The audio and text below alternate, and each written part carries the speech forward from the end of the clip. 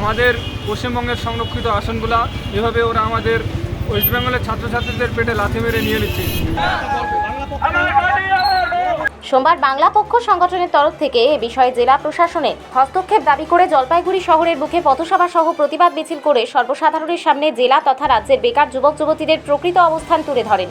এই প্রসঙ্গে বাংলা পক্ষ জলপাইগুড়ির তরফে প্রকাশ রায় বলেন, বিগত কয়েক বছর ধরে আমরা লক্ষ্য করেছি এসএসসি সহ অন্যান্য সরকারি চাকরিগুলোর ক্ষেত্রে ভিন রাজ্যের প্রার্থীরা এসে খুব সহজে ডোমিসিয়াল সার্টিফিকেট বার করে চাকরির পরীক্ষায় বসে যাচ্ছে, যে কারণে জলপাইগুড়ি সহ উত্তরবঙ্গের প্রকৃত ভূমিপুত্ররা বিএসএফ, সিআরপিএফ সহ বিভিন্ন চাকরি থেকে বঞ্চিত হচ্ছে। এই ব্যাপারে রাজ্য সরকার এবং জেলা প্রশাসনের দৃষ্টি আকর্ষণ করতেই আজকের এই পথসভা এবং মিছিল। প্রোগ্রাম রয়েছে আজকে আমাদের প্রোগ্রাম রয়েছে, আমরা পথসভা করব। বলেন মানে বলছি কি কারণে কি আমাদের প্রোগ্রাম কর্মসূচি। তো বিগত কয়েক বছর থেকে দেখা যাচ্ছে আমাদের এসএসসি জিডি কনস্টেবল পরীক্ষায় বাইরের স্টেটের ইউপি বিহারের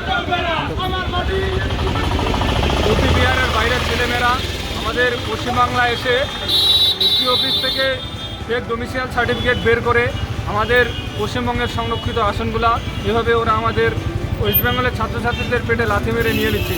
তো এর বিরুদ্ধে আমরা তীব্র নিন্দা জানাই এমনকি আমরা ডিএম এবং এসপিও অফিসের আধিকারিকদের এটাই আমরা অনুরোধ করব, এরপরে যেন কোনো এইভাবে ওনাদের দেওয়া না হয়, সার্টিফিকেট দেওয়া না হয়। মূলত আপনার দাবি কি এটাই রয়েছে? এটাই দাবি আমাদের। আজকে কি করতেছেন একটু? কি আজকে আপনারা কারা আর কি করছেন? আজকে আমরা সকল এসএসসি জিডি ক্যান্ডিডেটরা এর বিরুদ্ধে লড়াই করছি। কি নাম আপনার? প্রকাশ রায়।